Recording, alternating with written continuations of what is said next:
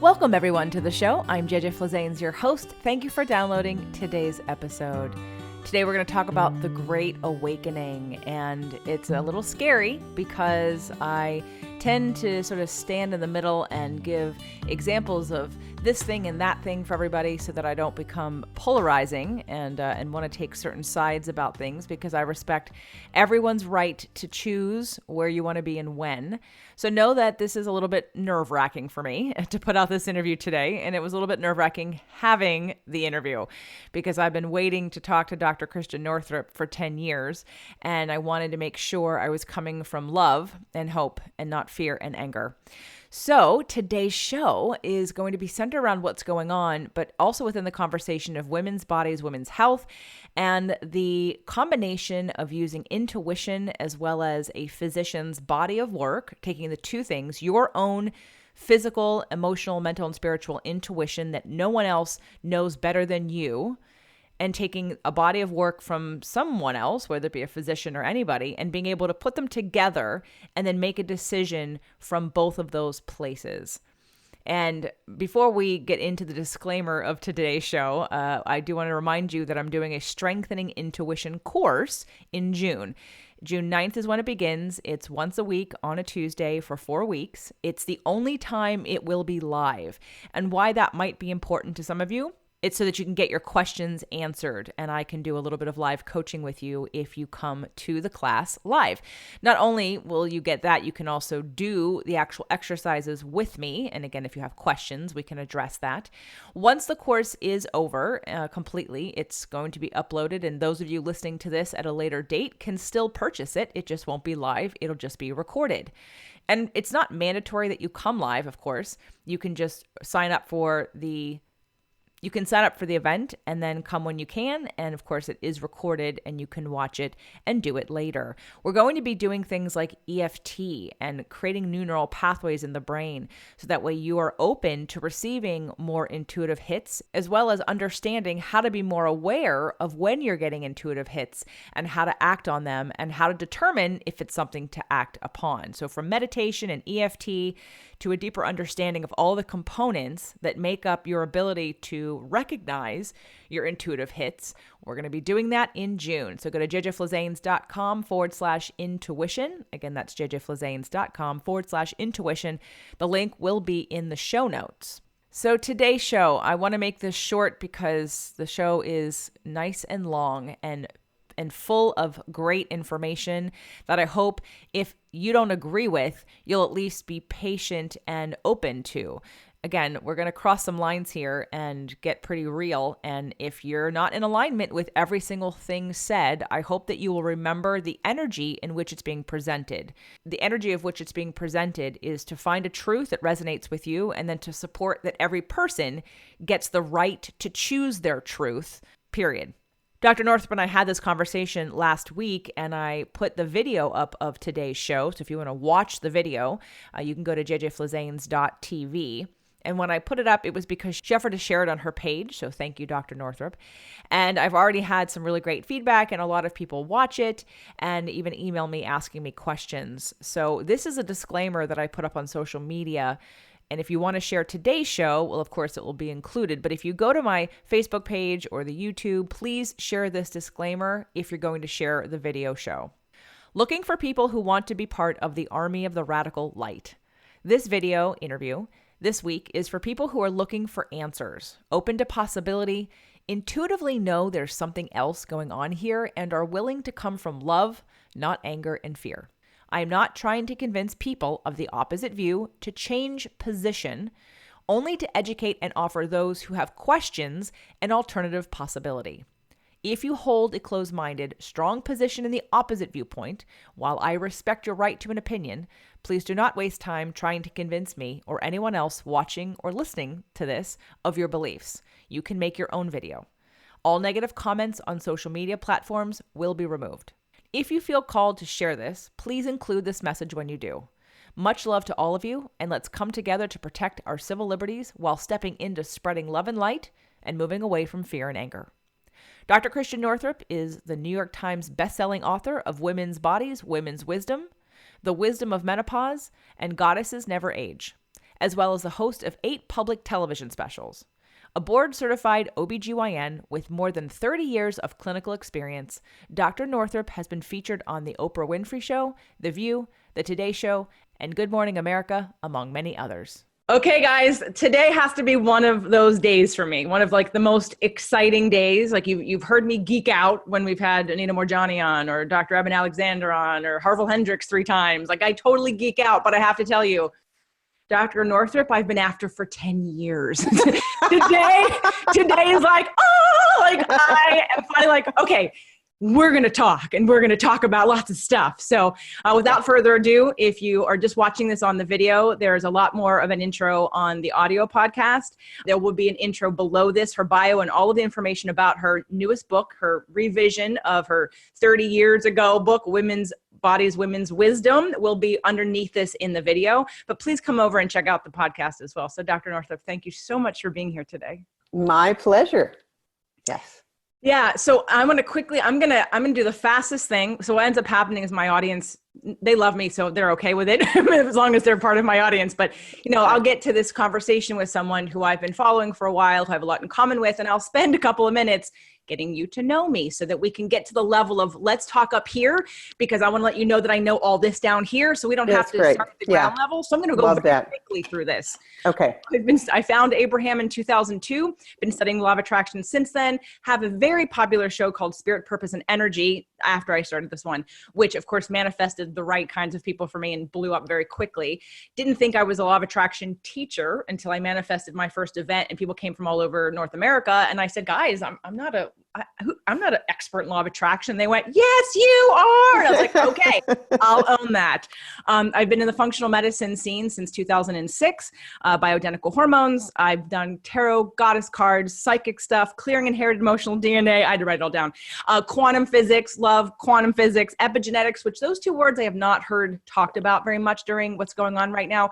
And I keep telling people, the numbers, like everyone wants to go number crunching. I'm like, none of it even matters, because we're not even talking about the things that actually matter, which is epigenetics, quantum physics, and law of attraction. But I digress for a second.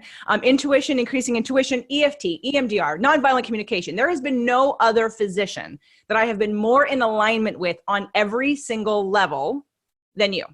And there's no other physician. And I think I found you 10 years ago because I was starting in the functional medicine scene within a clinic. I was a personal trainer within the functional medicine center. And I know I saw something online and bioidentical hormones, I believe, paleo diet. And then when you said Abraham, all of a sudden you started posting quotes and law of attraction quotes. And I was like, whoa, my ears went, whoa, who's this?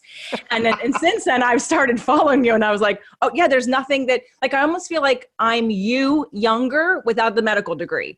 And because I'm like, we've been in alignment. Like with everything comes out of your mouth. I'm like, yep. Like, I know that you talk about deep intuition. Everyone who's watching, we are not going to be able to cover everything I want to cover today. So I invite you right now to go over to Dr. Northrup's Facebook page. She's been doing the Great Awakening. Yes. Today is day 39. And I know you haven't recorded yet because I looked. Today is day 39. So please go back and watch all of them. She didn't do every day. There was a little break in there when you had somebody die, I think, and you were mourning and grieving. But watch all of them because this is information you want to know. And if you trust me, which you do, because otherwise you wouldn't be here, I trust her. So please soak up as much as you can from her. And of course, as we're going to talk about this book, if you don't have any of her books, you have to get this book. Yeah. So Dr. Northrup, I want to ask you a few questions very quickly. I know you're a Libra. So what is your moon? My moon is in Pisces. I have Cancer rising, and my North Node is in Aries on the 10th house cusp. My moon is also in the midheaven, and I have Jupiter in the 7th house in Capricorn. Mercury, Mars, and Venus. Mercury is in the 4th house. It conjuncts my sun. Neptune is down there as well, conjuncting my sun. I've got 4 planets in the 4th house that are conjunct the sun. Neptune is down there as well. Venus is in the 5th house in Scorpio. And Mars and Pluto are right on top of each other at 15 degrees Leo in the 2nd house. Okay, there's the Leo. Okay, Libra and Pisces, that fascinates me, but true node's in Aries, North node. Okay, Pisces, Sag rising, Sag moon, Sag north node, Mercury. Okay. Okay. Mercury's in Aquarius, Mars is in Aquarius, Venus is in Aries. So a lot of fire, a lot of Sag, a lot of truth seeking, a lot of freedom. Yeah. Like I've been good through this whole thing, law of attraction wise, when we talk about this pandemic, until the day it was like, you have to wear a mask. I was like, you all can do what you want to do, but you're not telling me what to do. And I love what you said. Like, I took this to the beach this morning. Okay. I took Good. I was like, I think I texted or I wrote to you on your Facebook page because I was like, wait, what is that form I need? What is that form? And so That's right. And I think that were you trying to like give me a PDF of it? Like, I really want to get a copy of that. Mine is weird because it cuts off when I printed it out. But we all need that. First of all, because if you ever follow Rashid Buttar, he points out that what happens when you wear a mask is your CO2 increases. You're actually increasing your viral load. Putting on the mask itself increases cortisol and epinephrine. That lowers immunity. It is not a good idea. Now, if you have a cough or you're sneezing, it's a very good idea. Other than that, no. Right. And so I'm like, the beaches opened up here today. And they did? So oh, they thank did. God. Right. Okay. They did. Only for exercising, which is fine because that's why we went. Yeah. But you know, I work from home. I'm a podcaster, I'm a podcast coach, I'm a health coach, a relationship coach. So I do all of the things like my business is great because I've been working from home and doing things like this. But, you know, going outside, I'm like, I haven't gone outside very much. I don't go to the store. I send my boyfriend to go to the store because he wears the mask. I literally had to wear the mask twice for like 2 minutes. It's the longest 2 minutes of my life because I'm so against it. Now, at the same time, I've worn a mask in places where people are smoking, or not worn a mask, but, you know, like taking your scarf or something, right? But every cell in my being is like, this is not right. And you can't tell me what to do. So, so thank you for this. And for those of you that wonder what this is, you want to tell them what this is? Yes. The American for Disability Act was passed a while back, and it says that if you have a medical condition that prevents you from wearing a mask, nobody can ask you what that condition is. If they do, the first fine is $50,000. The second, I think, is $170,000 something. But this is a law. So if you have a medical condition in which you cannot wear a mask. So the medical condition could be, the mask is strangling my freedom of speech. You do not need to tell anyone what the condition is. Now, all of us could make the case that wearing that mask is a danger to our health because it is. Because it is, unless you are trying to protect someone from an active respiratory infection that you have. That is the whole purpose of the mask. So. Thank you for that. Yes. I know I want to talk about your books. I didn't have Women's Bodies, Women's Wisdom, the first edition. It was out in 1994, I believe you said, the first edition. Yes. I was still living in New York. I was still in college. It was like a very long, so again, I wasn't at that place yet. In fact, I was an actress back then. My brain wasn't even on. I didn't become a personal trainer until 1996. Yeah. So I wasn't even in the field yet. And I didn't know what I didn't know. So now that I've seen you hold up the thickness of that book, would it be safe to say that Women's Bodies, Women's Wisdom, the first edition, and I know there's a lot more to it, but that you took that in Making Life Easy? Did you take, because I have Making Life Easy and Goddesses Never Age. Is it kind of is it really just like a compilation of your entire career? No, it actually is not. What it is an owner's manual for the female body from preconception and pregnancy to menopause, basically. So it's sort of the owner's manual for birth, not to death, because to death we then went with Making Life Easy and Goddesses Never Age. Mm-hmm. So this one is kind of all the things that you would normally go to the doctor for. So there's a chapter on breast health. There's a chapter on the uterus, the ovaries, the cervix, the vagina, the vulva, all of that stuff, sexuality. So it's kind of a Bible of what you need to know, what I call everything that can go right with your body and how to make that your experience. And it also debunks all kinds of stuff that women have been brainwashed with, like Gardasil shots for HPV, any hysterectomy, chronic persistent uterus, It's just how to avoid a cesarean section, what happens in labor and birth, what supports a normal birth, breastfeeding, breast health. It's all of that stuff. But it has, unlike, let's say, a normal Western doctor who would be giving the standard, belief systems and paradigm, right? No, it is how to literally make the most of being in a female body. So there's nutritional plans, there's how you deal with difficult emotions. I call it, by the way, the post-Me Too version of the book, because when I wrote it, everyone thought my patients were crazy.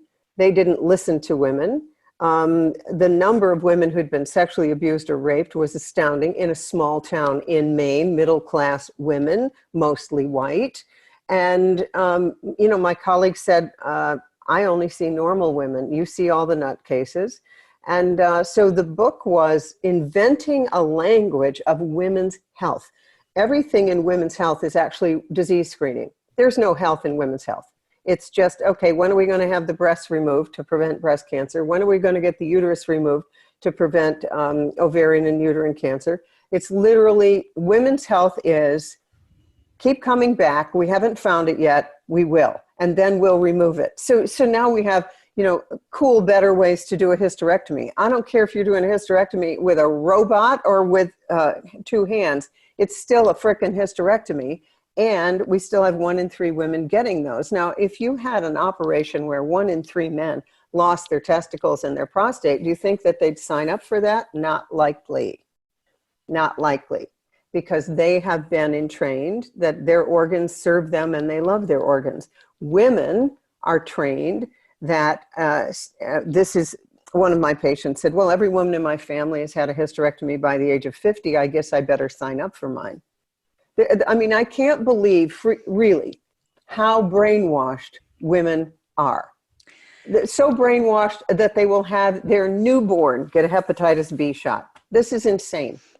It is insane. I agree with you. And it's sad. And I love one of the things that you talk about, that you promote heavily, is about finding your own intuitive voice to really determine whether or not whatever course of action is being told to you. Like, I'm the person who, and whether it be old soul empath, and Sag and Pisces in me, when I was in college, after college, actually, I was living in New York City. And I think at some point, this was like in the late 90s, I think I'd heard some kind of report about the KKK or something. And I literally thought I was in another world. I'm like, what? Like, what? That still exists? I really had no idea, because I live in my own world of happiness, of high energy vibration. So I'm like, it didn't even, I couldn't believe it. And so now fast forward, when I first started the show in 2014, I had on Dr. Elizabeth Plord several times, and she goes to town with telling people, you do not need a hysterectomy under so many circumstances. And she was super emphatic about it. Fast forward to last year, 2019, and didn't think it could happen to me, had fibroids, and listened to my body the entire time, did everything, and continued to listen to my body until my body said, okay, it's time. Yeah. Went for something that, and surgery was never going to be really an option. My body said no at every turn. And when I looked at what was options, so uterine artery embolization. UAE. 2.5 years ago, doctors were like, no. If you have any desire to get pregnant, you shouldn't do this. And so that immediately got taken off the table. Well, I waited, and then I got a hit that said, check it now. So I went on and I checked it now. Now it's the fertility preserver. And I was like, okay. Right. Yeah. So I called the doctor who I worked with the first time, loved her. She wasn't doing them anymore, gave me a recommendation, went straight to the physician doing this, to the surgeon doing this. And I walked in and I got the MRI, the MRI. And I realized, they're going to want to put me through like their thing. So I quickly told the practitioner who took my blood pressure and stuff. I said, by the way, I don't need to look at the films, just yes or no, she'll do it or she won't do it. You're right. She comes in and she wants to explain. I'm like, no, I don't need to see it. Will you do it or won't you do it? And she said, I will, but it's not my first recommendation. And then she goes on to say, well, I'm a vegan and I'm woo. You're woo, I'm woo. But she's recommending a hysterectomy. And I looked her dead in the face and was like, yeah, that's not happening. Then she sent me to the gynecologist because I didn't have a gynecologist. Like I took responsibility for my health, decided what was best for me, went there, asked, will you do it? If she would have said no, I would have gone to somebody else. Right. But now I got to go back down the chain because now I'm a high risk patient. She thinks I'm a high risk patient. Then she goes to the gynecologist. I go to the gynecologist, and the gynecologist says to me, she's younger, she's cute. She says to me, you make me nervous. And I said, it's going to be okay. Right. Like, she's like, here's the problem. You have the size of a baby's head sticking in the middle of it that could fall. I said, and there's a chance it'll just deteriorate on its own and everything will be fine. And she went, that's right. Yeah, that's a chance. I said, well, that's what's going to happen. Right.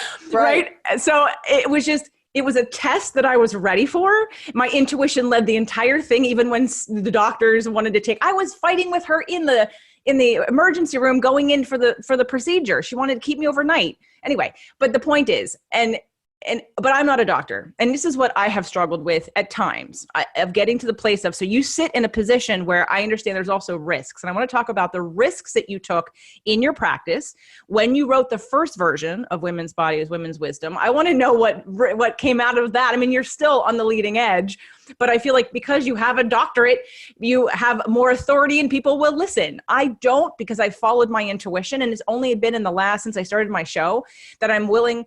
And I'm very scientific. I'm 50% left and right brain, but there's such a strong intuitive hit about so many things that I don't need the science for. I have been talking about Dr. Bruce Lipton's book, which, by the way, he's coming on in July, so I'm going to have to read it, which I'm ready for. But I've been like, biology belief. Yep, totally. Yes.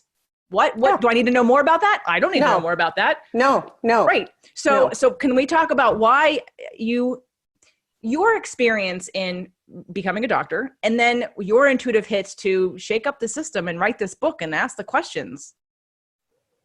It all came from my childhood. So let's be clear. I was radicalized before I started. Okay. I had a sister who died in a pool of her own vomit when she was 6 months old. The doctors didn't know what was going on. My mother couldn't hold her. So I experienced what that was like. I had another brother born. He wouldn't eat. Nobody knew why. The nurses said to my parents, I'd get him out of here if I were you. They don't know what's going on. He'll die if he's in here. So my parents tube fed him every hour on the hour. My dad was a dentist. So he'd put down an NG tube and they would feed him formula because he would not eat. And nobody knew why. At a year, he was 10 pounds. My mother was told he was mentally defective, that he wouldn't live. They finally found a doctor who would put down a fiber optic scope, a woman, and that was a real pioneering procedure then. And she saw that his esophagus was so eroded from the NG tube. She said, take the tube out, let's just see what happens. And in 2 days, he started to eat. At a year old, I had never seen him without adhesive tape on his face, holding in the tube. And today, he's got a little bit of immune compromise, like a few autoimmune things, but he's a very healthy 50-something, and, sort of no thanks to the medical profession. And when I first did my interview at the University of Buffalo, the attending physician of my brother was the guy who interviewed me, and he was sure that my brother would be dead. Then when I was interviewing at Yale Medical School, my dad ended up in the cardiac intensive care unit with chest pain, and in 2 days, he called my mother. He said, come and get me. They don't know what's going on. And so my mother went in to get him. The nurses were furious. He walked out with the chest lead still hanging off him. And when I got home, he's sitting up in a chair, fluids 2/3 of the way up his lung fields. They did not know what was going on. He had an infectious pericarditis. He did not have a heart attack. It was misdiagnosed. And, chances are good they would have killed him had he stayed in the hospital. So I grew up wondering why doctors don't tell you the truth. Why don't they say when they don't know? And my aunt and uncle, my dad's brother and sister, were both medical doctors. So I wasn't, against the medical profession. They were family, but they always made fun of my dad. We were into organic food. We had a compost pile. We spiked the vitamin C in the orange juice. My mother made yogurt to take down to the street with people on antibiotics that my dad was treating. So I grew up with all of this stuff already. And then when I got to medical school, I loved what I was learning. I saw how useful it was if you're bleeding to death or you come in with multiple trauma. I married an orthopedic surgeon. And, so I saw what could happen with multiple traumas. That's all beautiful. But when I was in residency, My cousin calls me. She said, I have a fibroid tumor and I'm treating it with macrobiotic diet. And I thought, okay. So I met with Michio Kushi, the guy who brought macrobiotics to the United States and brought Erewhon Natural Foods to the United States. And Michio and I would sit, and I would sit with him during his consultations. People would come in with these enormous charts, having been given up for dead by the medical profession. I would watch what happened when they changed their diet. Not with all of them, of course, but some had an absolute turnaround. So I began in early days of my career to have people from the macrobiotic community of all over the world come to see me because I understood and honored what they were trying to do with their quality of their food, the quality of their blood. And then I started to give lectures with William Castelli of the Framingham Heart Project, and he'd show slides of the arteries of that diet could completely clear the arteries. And he would then say, and the only way to get the proper treatment in the United States is to be a monkey, because these were all in monkey studies. And, and at the time, the arrogance of the medical profession was not lost on me. These people come in, the medical profession says, go home, you're terminal, you're going to die, and get your affairs in order. So then they come in with the chart to Michio Kushi, and some of them were helped. And then the medical profession has the hubris to criticize them. This, to me, was unconscionable. And then the way doctors have treated chiropractors. Well, he's not a real doctor. Are there some bad chiropractors? Yeah, there's some bad MDs too.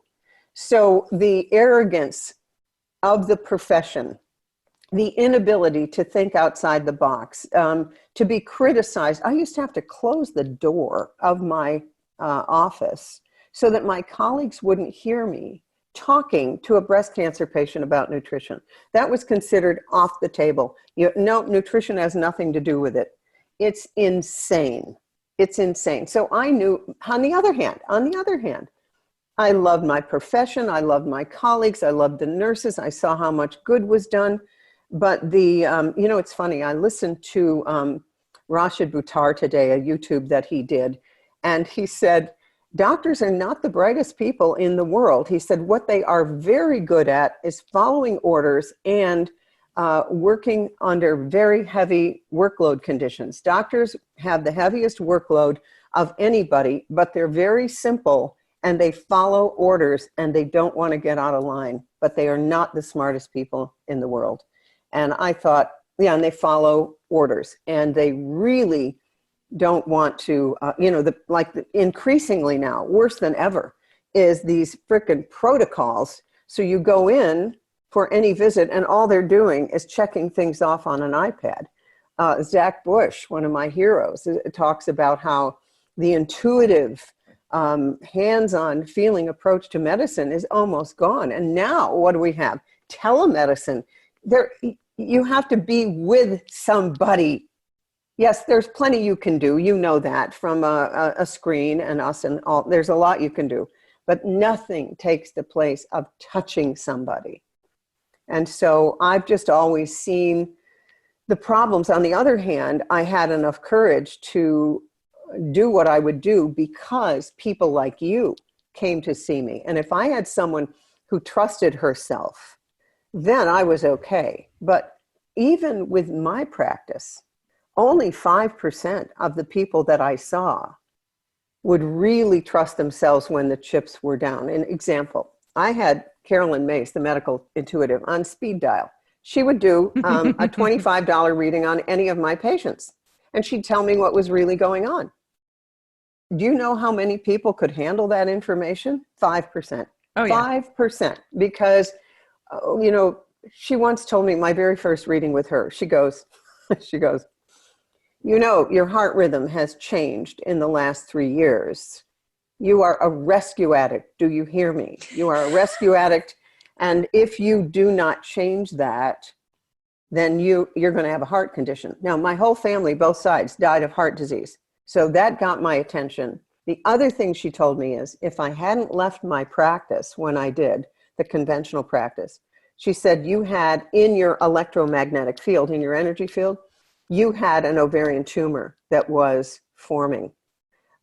So that was already in the ethers around Mm-hmm. your body. It never manifested because I left. So I knew, and I knew from watching my patients, that if they didn't get a handle on these emotional things or legacy things in their legacy, it would manifest as a physical illness. So I always knew that, like, get out before. Now, I too had a fibroid. I used to say the size of my husband's head. So, I heard it was know soccer ball. I heard you say yeah, soccer ball soccer once. ball, but big.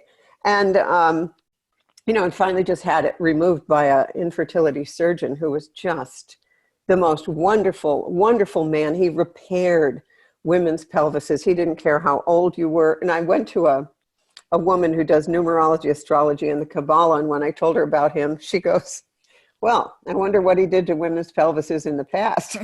So, to make up for it now. We just know the hologram of it, the whole hologram. So, yes, I started to have lawsuits in my second year of my residency, and I had one or another lawsuit going for my entire practice. And I finally stopped seeing patients when I got 2 lawsuits in the same day. One for a nurse practitioner who I worked with for a patient I never saw. And I finally said, and my lawyer said, you're perceived as the top of the flagpole. So therefore, you can be sued by anyone about anything. And I had a lawsuit going when the first edition of Women's Bodies, Women's Wisdom came out, failure to diagnose ovarian cancer. And she had had a normal ultrasound. And so I'm about to go out on the road on a book tour in 1994 when you were met by an author guide, and you went around to all the radio stations. And my first place that I landed was Salt Lake City. My lawyer said, this entire book is admissible in court. And I said, the book is a prayer. It's not a scientific treatise. And the day I was to go and get on the plane, I got a call that the lawsuit had been dropped because because stage 3 ovarian cancer is incredibly difficult to diagnose early. We don't have the diagnostic capability. But what I also know, and is that somebody can manifest stage 3 whatever in a week if Quickly. the soul wants to get your attention. Mm-hmm. So I always had to practice according to my own soul, the dictates of my soul. In fact, I think I had someone tell me years ago, one of those psychic people you go to, who said, lifetime after lifetime after lifetime, you have not said what you know. This time, you have to do it. So, that Pluto, Mars in the second house, 15 degrees Leo, it's like a rocket. It's a rocket compelling me to do these things, like the Great Awakening series that I have done. I'm just compelled to do it. I started on 4/4/2020, which is the 444 portal. And the next day was day 1, after we had 1 million people or more meditating all over the planet and changing the Schumann resonance of the earth. So, and of course, Bruce Lipton, who you're going to have on, suggests that we all at 11 a.m. and 11 p.m. do a visualization and meditation of how we would like the world to look, because that's what's going to change this this apocalypse into where we're really going. Yeah. And it's hopeful for people who are, I even had to listen to an Abraham this morning to pull me out of a trigger because it's, because the energy fields are so overwhelmed with the fear, right? It's never been higher. Yeah. And this is unprecedented in terms of being able to, like, I want to get on a plane. I've got a mastermind meeting we're doing in June. And of course the fear became, I'm not going to wear a mask. So how's that going to look for me? Is it going to be that I'm going to get into fights? Am I going to be not able to get on the plane? Like, I went down that rabbit hole because I'm a problem solver. So when the doctor said to me, the gynecologist said, well, here's what we're afraid of. And the reason why you're coming to me is so that we can do surgery in case this thing falls and it sits in your pelvis and it can't get out. So I'm racking my brain and I'm like, well, and I'm coming up with, I'm thinking great solutions because I'm a great problem solver as long as I have information to pull from. So I'm like, well, what if we gave me Pitocin? Like, would that help me pass it? No. Okay. What if we, blah, blah, blah. And I'm giving them all these different, like, what if we do this? And what if we do this? And I have enough information that I have a lot of different options, and they're all going, no. And I'm like, okay. So I said, I just know what's going to happen. You don't know, but I'm trying to like negotiate here with what possibly can happen. But I'm feeling confident in the amount of information that I have and in my ability to problem solve. So because this is new, I have found myself slipping back into the fear. I mean, I have to go out and appreciate every time we walk outside how many people don't have them on. I'm like, thank you. Thank you. You trust, you get it. And to hear you talk about how millions of people are on the same page, I'm like, okay, because I'm not around millions of people, so I don't have them telling me. My tribe is, and your tribe mostly is, right? I know we all get negative feedback at times when it goes against whatever they think they believe and what they want to fight for. Right. And when you talked about the other day, you'll know if you're the one who's supposed to get up and fight. And I battle with, I've never in my lifetime, especially since dealing with Abraham and law of attraction, have ever felt the need or the benefit in protesting. I'm like, I'm just going to be in my bubble. I'm going to vibrate higher than all of you, and none of this is going to affect me anyway. But I have to say that with the beaches closed not too long ago and people I'm like, my body went, oh, you're going to go. It's like, I didn't go, but if it comes up again, I'm like, no, I would go. And I'm like, wow. Okay. But you know how, yes, you'll be shown and there'll be an impulse. So for instance, in your state of California, I saw that YouTube video of Cordy Williams, the megaphone Marine. So to me, that was an example of absolute true masculinity to protect and serve, that he would get up as a former Marine, take the megaphone and tell the riot geared cops to stand down. What, like you're really going to billy club a woman with a baby who is just standing up for her constitutional rights? And that video, because he was moved. You see, he was moved from inside to stand up. And Mario Martinez, who started the Biocognitive Institute, talks about the immune system has morals. And so when you see the innocence of another being threatened, when you stand up, it actually improves immunity. And so by Cordy doing that, he uplifted millions and empowered millions, because that's what really needs to happen now. When I step out like I do on social media and say something, it empowers others to do the same, and then to become a little more thick-skinned with the inevitable criticism if one questions the mainstream narrative. But again, I have my North Node in Aries, that's the warrior.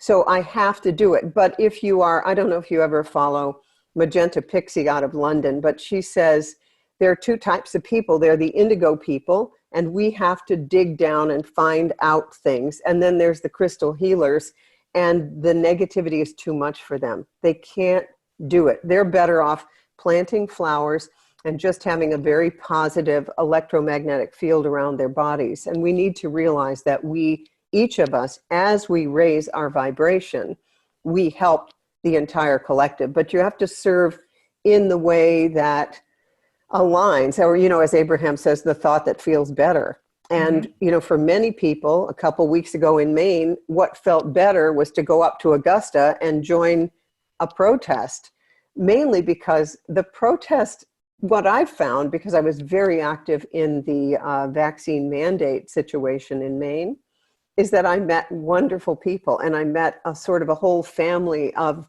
people who were all standing for constitutional rights, health, and freedom. And so it created this wonderful family. I think that that's what we're all doing now. The light workers are reaching out to each other. We're finding each other. We are not consuming the mainstream media virus of fear, because the fear is far worse than any virus could possibly be. 10 years ago, I was working with a client, and I won't lie, she listened to too much news, and sometimes too much news. So I didn't always trust. And of course, she had a Virgo moon. So what I learned about Virgo moons over the years is how hard it is to change them, and how they don't change until they manifest an absolute pushed against the wall, rock between a hard place thing. they will not change until they literally manifest the worst possible scenario that forces them to change. And it took me years of working with a couple of Virgo moons to understand that. I, again, tried this. I had so many tools. I'm like, I'll try this way. I'll try this way. We'll do it this way. I mean, when you exhaust me and there is nothing left, I'm like, okay, this is something different. Oh, Virgo moon, Virgo moon, Virgo moon. Oh, here's the through line. All you Virgo moon people. That's interesting because Sagittarius people are the most high energy people on the planet. I mean, nobody can outperform a Sag. I mean, to boldly go where no one's gone before, that's Sagittarius. Right, which I have it in droves. That plus I love my Pisces soul energy, right? My Pisces, main energy, and then of course having a little bit of Aquarius in there is the future thinker, the futuristic, looking at I can see the trends coming before they happen. Right. But she had this. She was on somebody's newsletter, like back when, and I'm sure you still can get them, but they were like printed and they got mailed to her. She wasn't great on the computer, but she had a newsletter and she was saying things about statins, about how doctors were being fined if they didn't prescribe enough statins, and then she mentioned the chipping. And I don't know if Bill Gates was mentioned or not, but it was the chipping and vaccines. And at that point, the chipping, I guess maybe I just decided even if it's true, I don't want to know it. I'm going to decide that I'm not going to be there. So the fact that it's happening right now is like, I'm like, wow. Okay. And again, it's the constant decision how to focus on it, how to feel about it, and how to direct my energy. And I've never been more challenged, really, minus the doctors. And actually, with the whole thing with the hysterectomy, like when I went in for that and she looked at me and said hysterectomy, I almost laughed. And I thought to myself, this isn't really happening to me. I had Dr. Plord on the show in 2014. I know how overprescribed hysterectomies are. And she's trying to paint the picture. And she started saying, oh, hysterectomies are overprescribed, blah, blah, blah, but this is the best choice for you. And again, you couldn't touch me. I'm like, no, it's not going to happen. But I had to go, wow, that really still happens. And so when I got to the end of the road with this situation, and one of my clients who doesn't do woo-woo said to me, I have a hard time believing some of this. I think I sent him a picture, a story out of Dawson Church's Mind to Matter about energy distance healing and changing someone's healing overnight or within a weekend with just energy being sent to them. He's like, I have a hard time believing it because you couldn't heal what happened to you. And I said in that moment, and I started to cry and then he cried, I said, I have come to realize that the reason why I had to go through this is because I otherwise would never end up in the hospital. I will elect I have to be bleeding and dysfunctional on every level to go to the hospital, number one. But number two, I believe that there's going to come a time where I'm going to have to stand up and educate women on not giving up their uteruses. I think I had to go through this so that I could see firsthand that even with the amount of information I have and who I am, not that I doubt it for a second, but the fact that it was still happening to me at this time when I felt like I wanted to yell at everybody in a way and say, don't you know about epigenetics? Don't you know about neural pathways and creating neural pathways in order to experience what it is that you want to, and I just thought this is an irresponsibility to tell me that I need this when I don't need it. It was like a 5% chance that it would go wrong. I'm like, God, doctors are like lawyers. You look at the absolute worst case scenario, you blow it up, you scare the shit out of everybody. And That's right. I wouldn't have known otherwise if I hadn't gone through it. And so coming out the other side. And so, again, I just really appreciate finding you, however I found you. I'm sure it was on Facebook. And watching, I remember you did like a 5-part video series when you were selling Goddesses Never Age. Yes. And one of the things you talked about was the black sheep of the family. And it was the first time I had heard and went, I'm a black sheep. I mean, I knew that, but the way that you had put it made me feel good about that. I was like, yes, I'm a pioneer. I'm the black sheep. And that's nothing to be sad about, because it's those of us who are changing, who are educating people and leading with light, with divine love. And people can choose to follow or not. They're on their own journey. They're on their path. But it's being able to step out and show people what's possible when they didn't consider it before. Because before I was sort of anti-vaccine, you have to have information. You need to hear someone's bad story. You need to have education of someone saying something different so that you could consider and then check with your own intuition. Well, what do I think is right? And, oh, that sounds good, or that doesn't sound good. That doesn't quite fit. And so I appreciate this work that you've put out into the world. And for those that are listening, because I have a range of young millennials, and I've got people in their 50s, 60s, and 70s who are clients that have been listening for 5 years. for, obviously for anyone in the later age group, let's talk to why they need to have this book, why they want to have this book, both end of the spectrum, the young ones who, when I was in my 20s and not in this field, I didn't even think about it. And then the ones on the end who might think, well, but I'm past all that. Okay. Now epigenetics, we've talked about that, right? Okay. If you can go back in time, read through, let's say, the menstrual cycle chapter, and you read the stories, it will start to ping. It will start to bring up your own history. And then you get to upgrade it. And remember that everyone who heals herself heals 7 generations past and 7 generations in the future. So this is, remember, this is a Bible of women's health, not a Bible of women's diseases, and here's all the drugs and surgeries you need. This is the meaning of the ovaries, the meaning of the uterus, the meaning of the breast. It's the chakra system. It is what each area of the body represents. So for instance, right now on the planet, we are all in the midst of an upgrade of our first chakra. Our first chakra is our connection to the earth. It wires in our blood, our immune system, and our bones. So we are now needing to connect with the earth, and it influences our sense of safety and security. So for those of us like you and me, our safety and security comes from our connection with Source, but also our trust of the earth. But for the collective, because of the brainwashing of the medical profession, their sense of safety and security comes from, oh, well, they'll invent a vaccine and then I'll be safe. And once we're all vaccinated and chipped, then everyone will be safe. Once everybody's wearing a mask, everyone will be safe. These things are safety, external safety. So what we have to do instead is you acknowledge the agenda of the controllers, the service to self groups. And we could name them, but we don't need to. And then you must declare your sovereignty.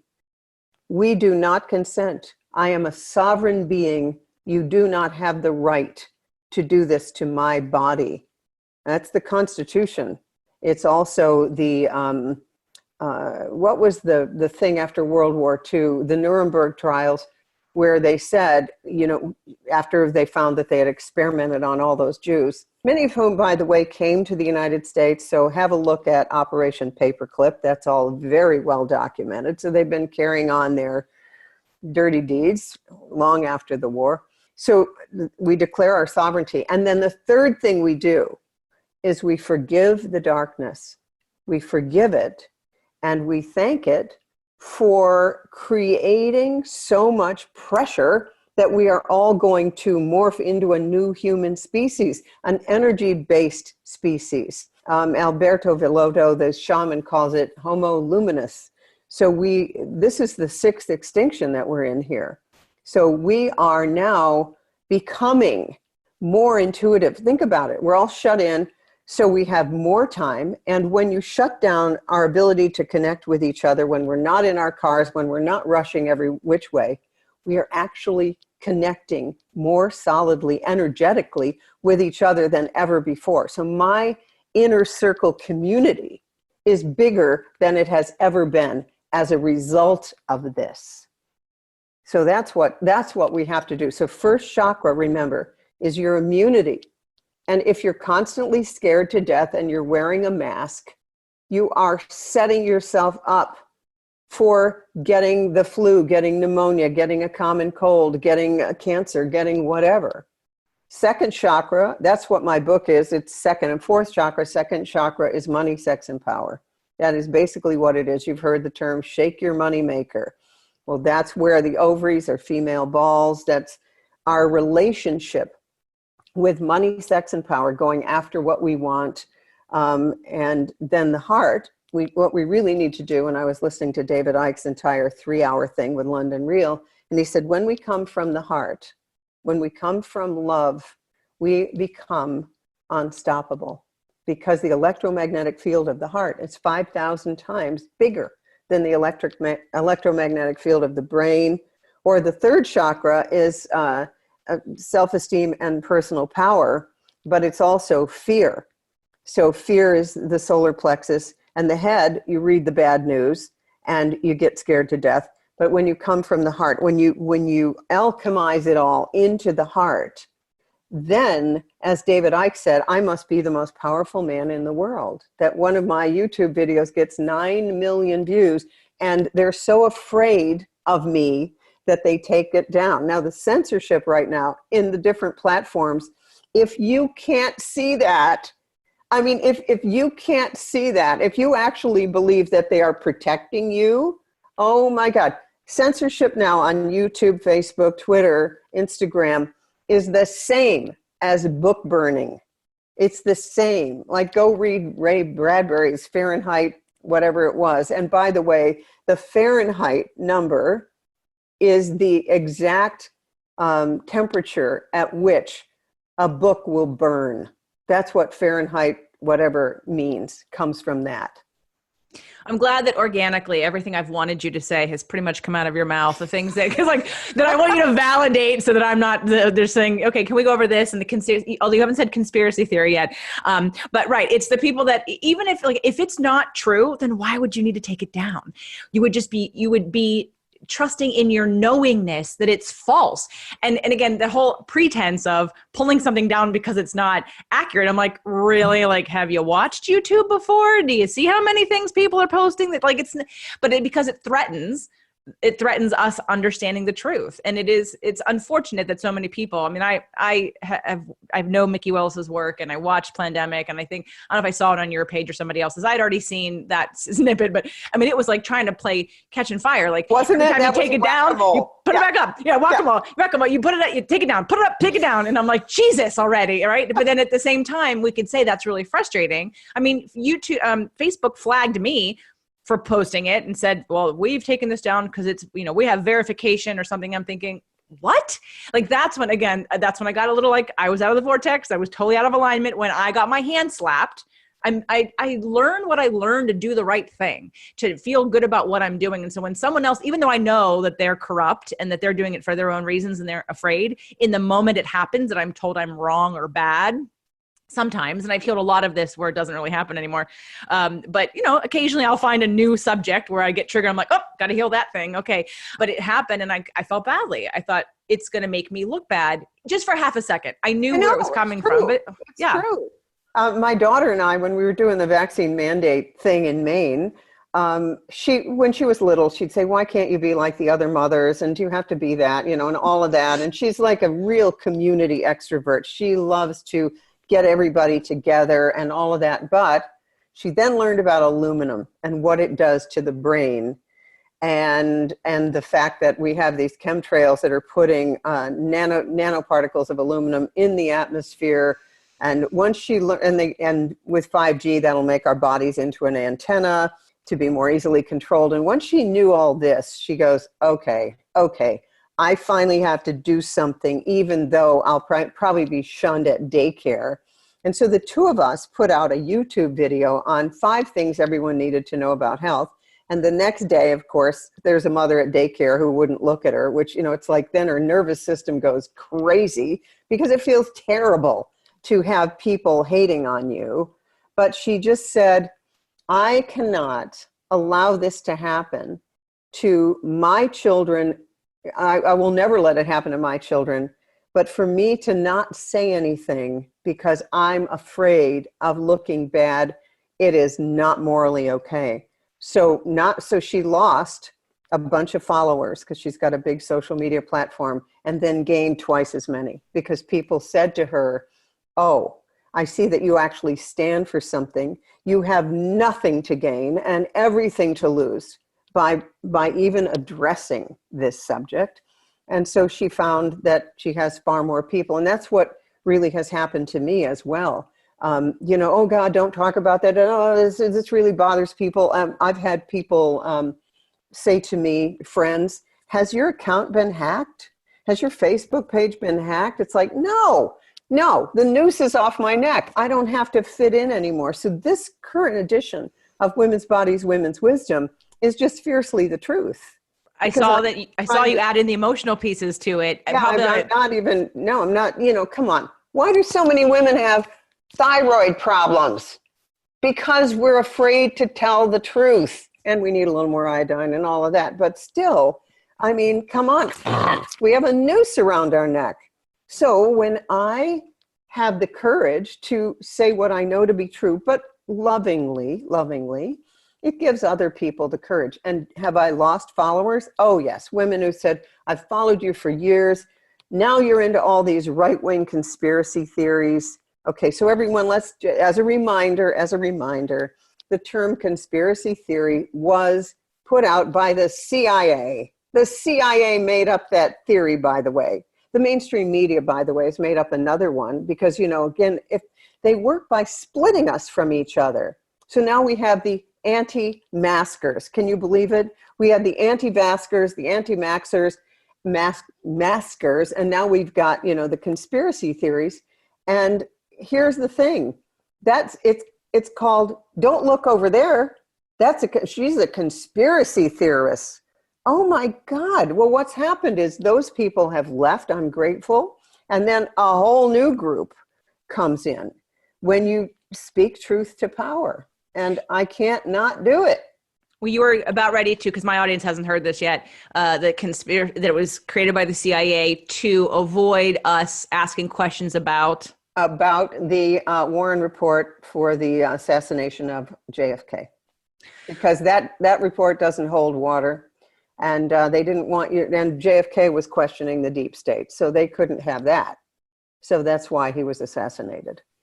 I've heard you talk about on your Facebook page that there were doctors' offices raided by the FBI for giving injections of vitamin C. That is correct. In Detroit, they did that. And one of my friends, Jonathan, I can't remember his last name, but this guy did a lot in the early days with bioidentical hormones and all of that.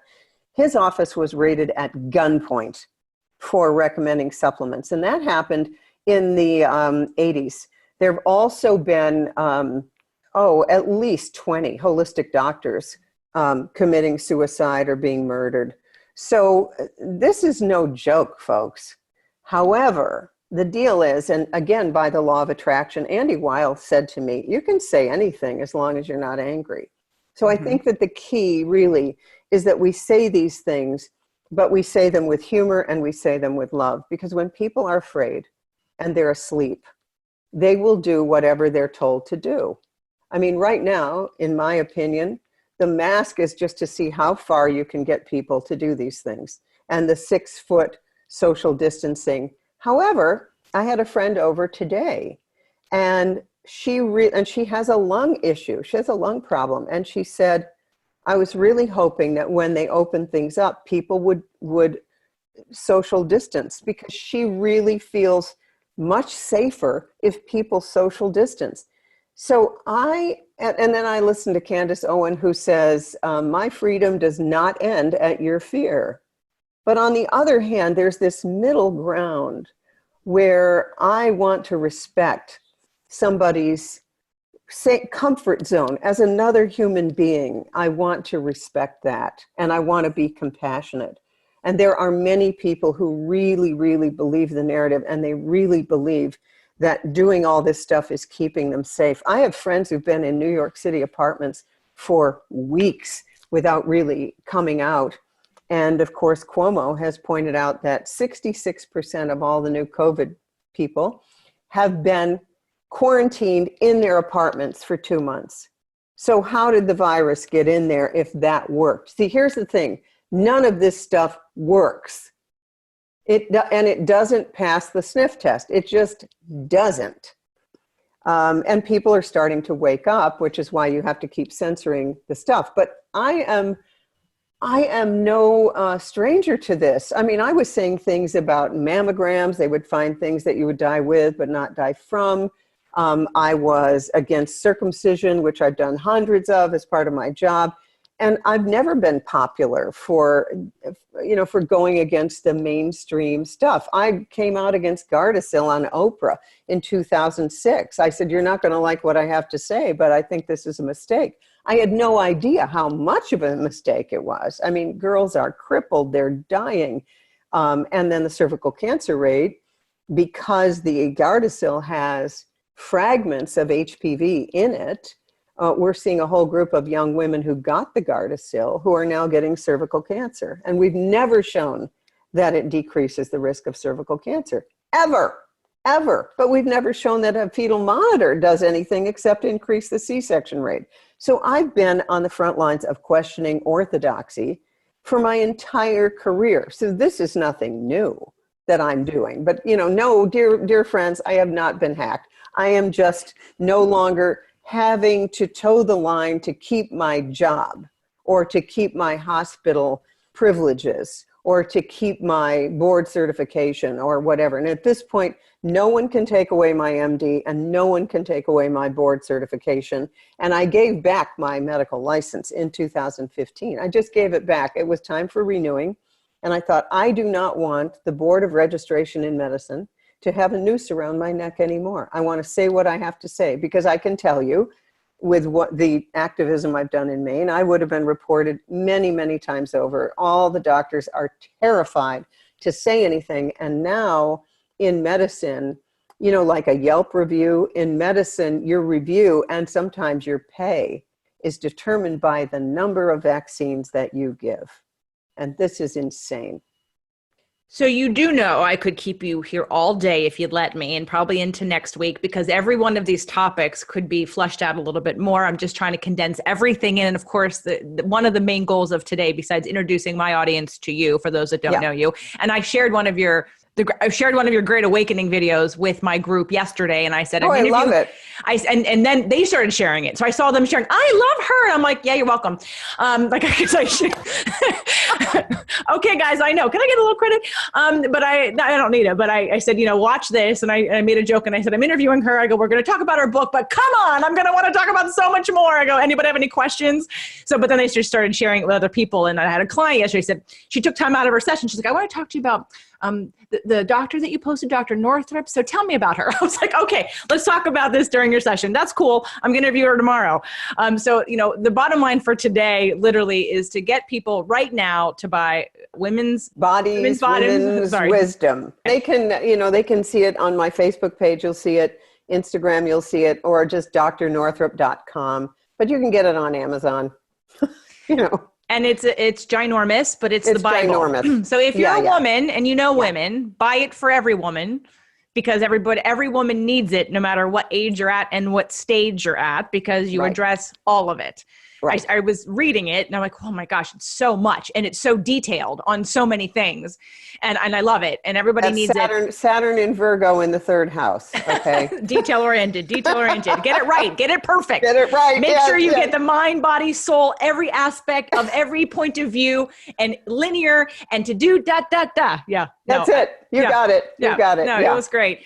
I want to end with us just addressing, I want to get your advice on what you've been doing. And I heard some of the things on some of your videos. So when this whole thing started, it was around my birthday, and I had a trip planned for my birthday to go to Italy.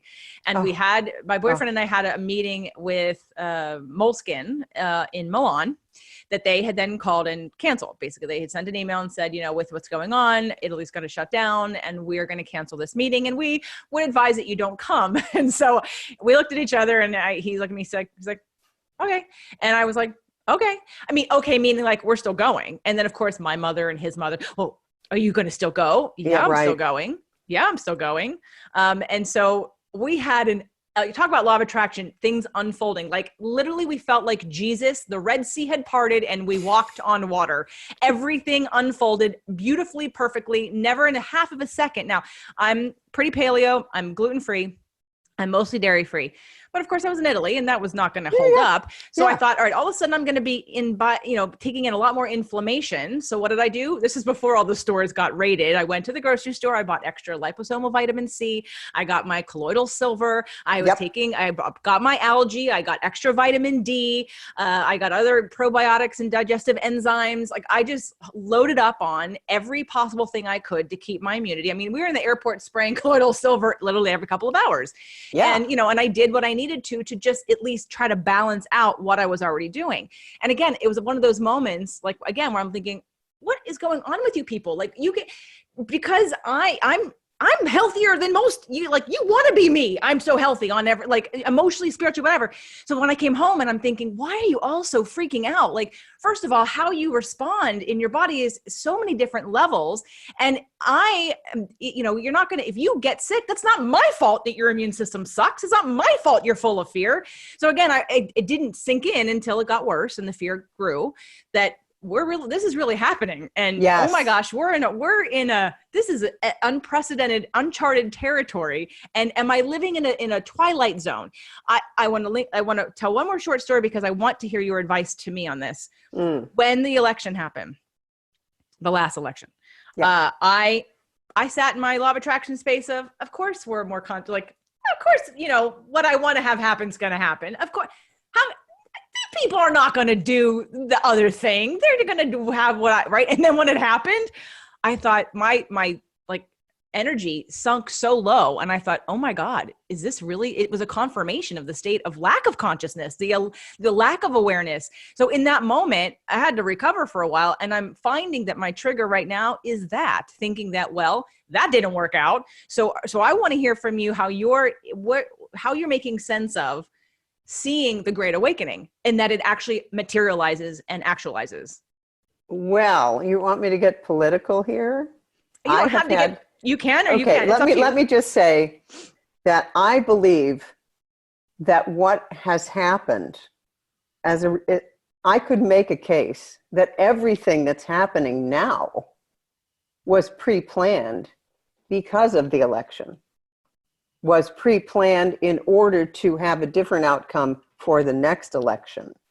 I have come to see that everything the mainstream media has told us is going on is the opposite. And that the results of the election, the last election, were exactly what needed to happen for the planet and for the United States to recover. And I never, ever would have thought that. But my colleague Kelly Brogan wrote the most wonderful blog after the last election about what this really was. And she brought in the story of the wolves being reintroduced to Yellowstone. And when the wolves, these ace predators, alpha predators, were reintroduced to Yellowstone, it changed the course of the rivers. It changed the species. It began to change the entire ecosystem of Yellowstone Park from bringing in these ace predators. Things are not what you think. They're not what you think. And I'm way more excited about it than I ever could have thought. So you see the Great Awakening really happening and moving us into the next evolution of consciousness. Absolutely. And it's not happening the way we think. So what I'm finding is the groups, that were called the basket of deplorables, these groups that have been alienated the way we've been separated, where I am now with all of that is there is such an awakening. So I don't care if you are a right-wing Christian. I don't care if you are a radical left. What I care about is informed consent and health. And I care deeply about what gets injected into our bodies.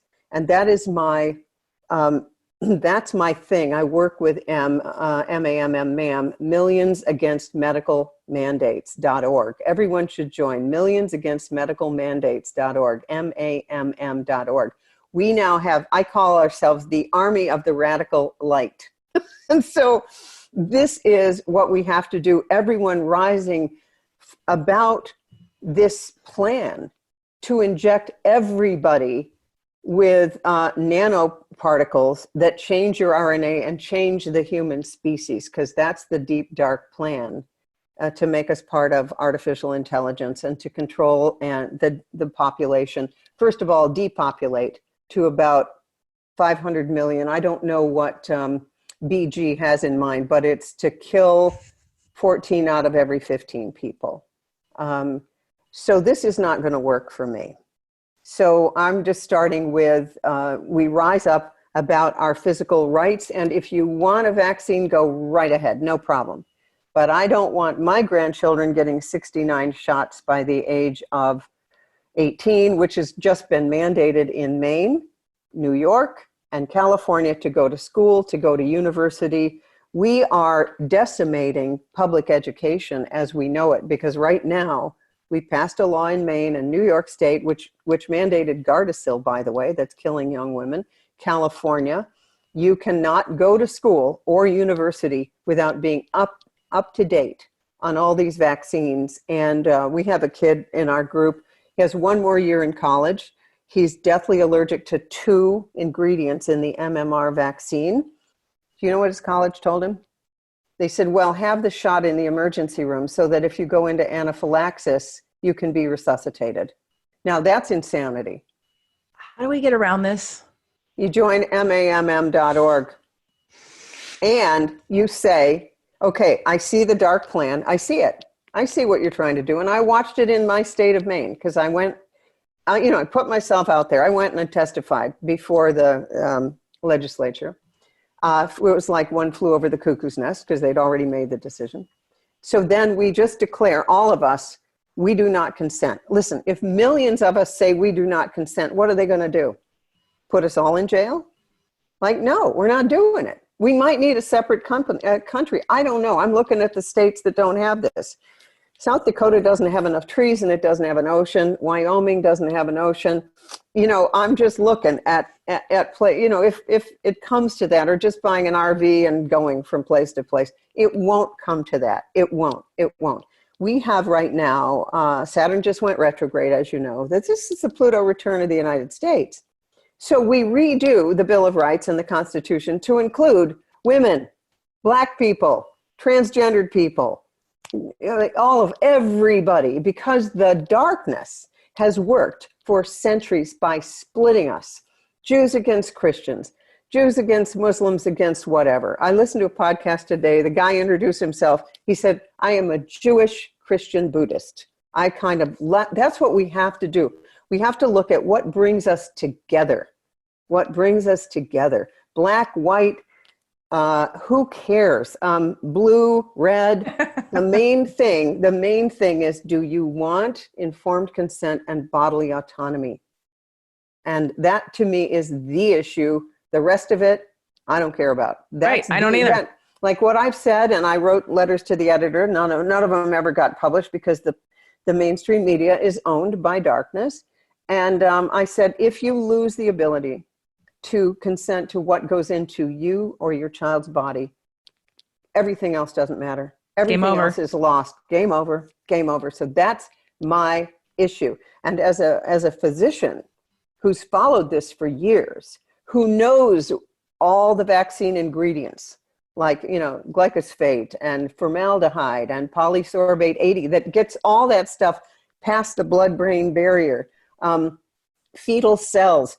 I mean, it's insane. Little kids are getting 6 vaccines at the same time. It has never been proven safe, not ever. So the very fact, this is the one thing, women's wisdom, right? Women's wisdom is the mother bear instinct, like you have, that says, no, I'm not going to give over this perfect little baby whose eyes, kidneys, ears were made inside my body, and then give that kid over to a doctor to inject all of these toxic substances before the child's immunity is even come on board, because a child's full immunity does not come on board until 8, sometimes 12 years old. And we are injecting 99% of newborns with a Hep B vaccine, which contains 15 times the FDA approved level of aluminum, which is a neurotoxin. What are we doing? And who is so out of touch that they would do this? I mean, what I'm about is reawakening the mother bear, where the woman says, you got to come through my body to get to my kid. It's not going to happen. So That's what I'm about. I'm with you. And I'm like, can I put you on speed dial? I want, because I'm like, where can I hide? How can I get around this? Again, it's coming up against, I don't know what the answers are, how to get around. I know how to get around a lot of stuff in terms of not participating and kind of, again, vibrating outside of this whole entire thing. But when, again, my freedom of being able to choose for myself comes into question, and the three Sages in me say, no freaking way. Yeah. So you're just what you're going to find is that there are millions of us. See, we no longer can do this with one lone wolf So I was on a call last night with the board of MAM. The brain trust that we have there. We have a guy who worked at Google, and he said, what we did at Google, the impossible things we did happened because everyone came together without any ego. And that's what we need to do. Come together with no ego whatsoever, and just all row in the same direction. And that movement is growing. It's just growing. There's another great group. It's called questioningcovid.com. Go to that website. There are 48 videos on that website questioning everything about this spamdemic, everything.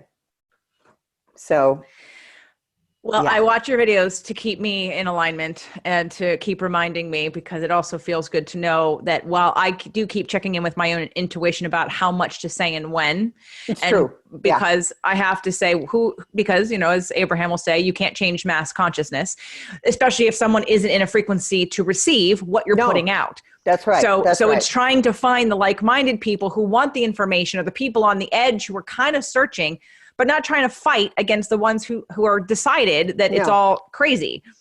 And I'm clear about that. So it's really like the timing of how much at what time.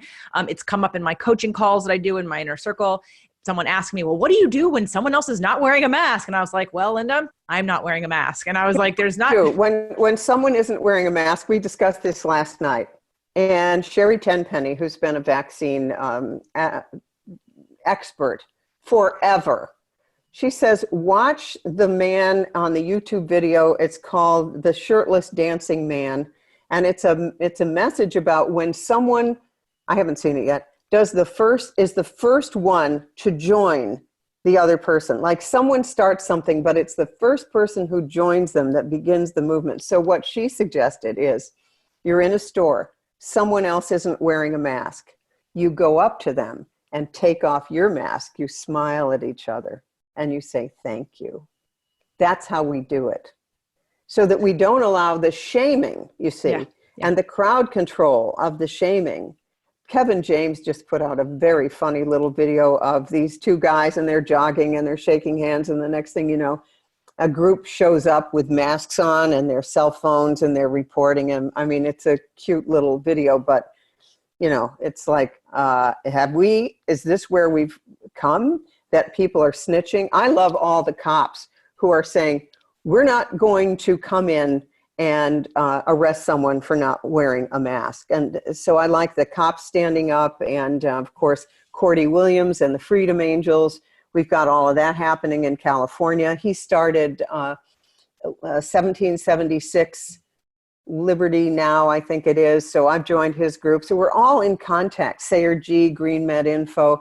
There's so many of us. MAM is good. We've got Del Bigtree, of course. We have RFK Jr. and the Children's Health Defense Fund, Rashid Buttar. There's wonderful people. And the HR 666, you can't even make this stuff up, where they want to do the tracking and tracing. I love reading on Facebook where the people say, I'm sorry, we're in East Texas. That's not happening.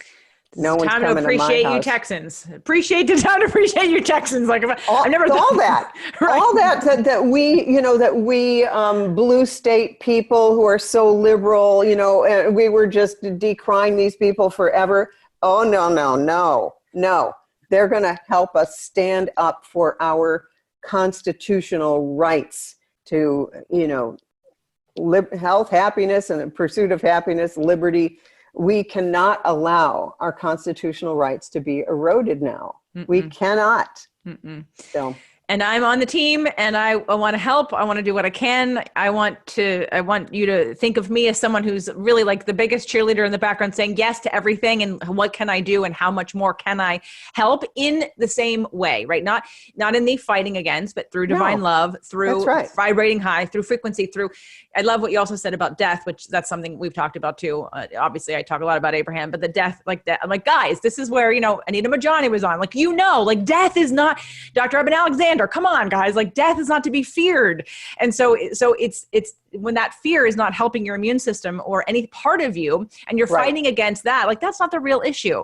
So I am lucky that I've at least put out, shows where I've stood up into my power, said, here world, how do you want me to show up? And it was a very clear, oh, we want this from you. And it was law of attraction stuff on my show, Spirit, Purpose, and Energy. It gave me permission to have a voice sooner to a crowd who was wanting the information and taking it and living it. So everyone who's listening, I know you're not all listening on Spirit, Purpose, and Energy. You're listening on all the other different shows that I have.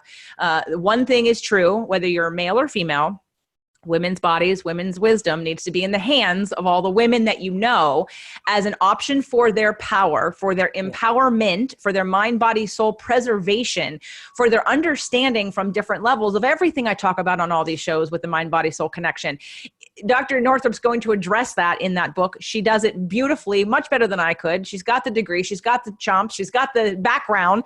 And while I aspire to do the same in the future, this is what you have to get right now for everybody.